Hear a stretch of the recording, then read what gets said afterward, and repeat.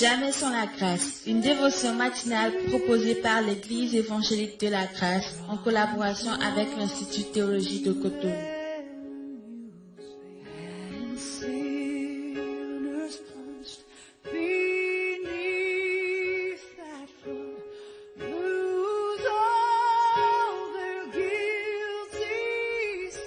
Bonjour chers amis, chers internautes, nouvelle journée, nouvelle semaine, bienvenue dans la nouvelle dévotion. Seigneur, merci pour cette nouvelle semaine que tu commences avec nous.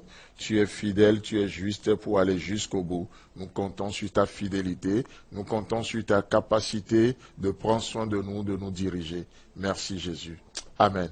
Alors, chers amis, nous terminons ce matin notre pensée de ce semeur qui est sorti pour semer dans Matthieu chapitre 13. Et ce matin, je vous propose le verset 23 où il est dit « Celui qui a reçu la semence dans la bonne terre, c'est celui qui entend la parole et la comprend. Il porte du fruit, et un grain en donne 100, un autre 60 et un autre 30. » Amen. C'est beau, n'est-ce pas? Et ce matin, j'aimerais juste voir quelques points dans ce verset avec nous. Il est dit que celui qui reçoit ou celui qui a reçu la semence dans la bonne terre, c'est celui qui entend la parole et la comprend. Et ça, c'est une chose très importante, de comprendre ce que nous entendons, de ne pas deviner, de ne pas imaginer les choses dedans. Vous savez, un jour, Jésus parlait à ses disciples et il dit, faites attention au levain des pharisiens. Et les disciples, au lieu de demander à leur maître, qu'est-ce que ça veut dire, au lieu de chercher à comprendre, ils se sont mis à imaginer des choses. Ils disent, ah mais c'est que la dernière fois, on avait oublié de prendre le pain, c'est pourquoi ils parlent ainsi aujourd'hui. Mais c'est quoi le rapport? Je n'en vois pas. C'est quoi le rapport entre le pain et pharisien et tout? Non. Donc, nous sommes appelés à comprendre les choses. Nous sommes appelés à la bonne compréhension. Et Jésus dit, c'est celui qui entend la parole et la comprend. Chers amis, chers internautes, c'est pourquoi Dieu vous a doté de capacités, d'habileté, de réfléchir, de méditer, de réflexion. Et tout ça pour que la parole de Dieu puisse porter du fruit dans votre vie. Comme on le disait la semaine passée, lorsque nous comprenons le but de Dieu, alors nous pouvons porter du fruit pour la gloire de son nom. Amen. Et le verset continue en disant, et il porte du fruit. Exactement ça. Et il porte du fruit. Je prie que tu puisses porter du fruit à la gloire de Dieu dans cette journée au nom de Jésus. Parce que tu comprends la parole de Dieu. Tu comprends pourquoi Dieu te demande ce qu'il te demande. Tu comprends la pensée de Dieu. Tu as accès à ses voix, à ses pensées. Alors, il n'y a pas de raison pour que tu ne portes pas du fruit dans tes entreprises aujourd'hui. Que le Seigneur te bénisse, qu'il te fasse du bien. Et il porte du fruit et un grain en donne 100, un autre 60 et un autre 30. La deuxième pensée que j'aimerais voir rapidement avec vous, c'est que bien que nous soyons tous dans la voie de Dieu, la volonté de Dieu pour notre vie, il n'y a pas de place pour la comparaison. Chacun va à son rythme. Et donc la semence qui est tombée sur ce terrain, ça fait que ça porte du fruit, mais l'un donne 100, un autre 60 et un autre 30.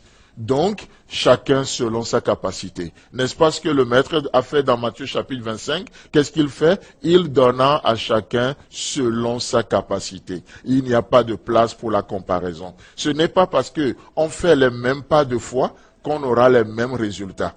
Non, non, non, non. C'est Dieu qui détermine l'issue. C'est Dieu qui le fait avec chacun en fonction du but qu'il veut atteindre avec chacun. Chers amis, chers internautes, aujourd'hui, si vous vous engagez sur le terrain de la comparaison pour être meilleur que quelqu'un, pour être mieux que quelqu'un, je peux vous prophétiser ce matin que vous avez échoué d'avance, parce que ça ne fait pas partie de la règle du jeu. À chacun selon sa capacité. Alors, chers amis, chers internautes, nous avions vu qu'il y a un semeur, nous avons vu qu'il y a une seule semence et nous avions vu qu'il y a 4 différents terrains. Quel type de terrain vous êtes? Alors que Dieu investit en nous, qu'est-ce qu'il fait? Il nous donne en retour le ministère de la réconciliation. Dans notre génération aujourd'hui, Dieu veut que nous soyons des semeurs. Aujourd'hui, Dieu veut semer au travers de nous. Dieu veut faire des choses, mais nous sommes ses co-ouvriers. Dieu veut que je sois un semeur aujourd'hui, de semer au travers de cette dévotion, de semer sa parole. Et Dieu veut que nous soyons la semence également.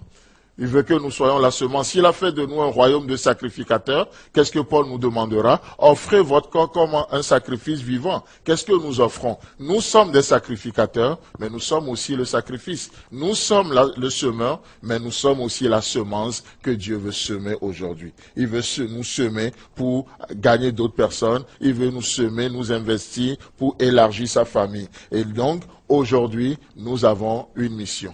La mission de rejoindre le plan de Dieu pour notre vie. Que le Seigneur vous bénisse, qu'il vous fasse du bien et Dieu voulant, on se retrouve demain pour une nouvelle pensée.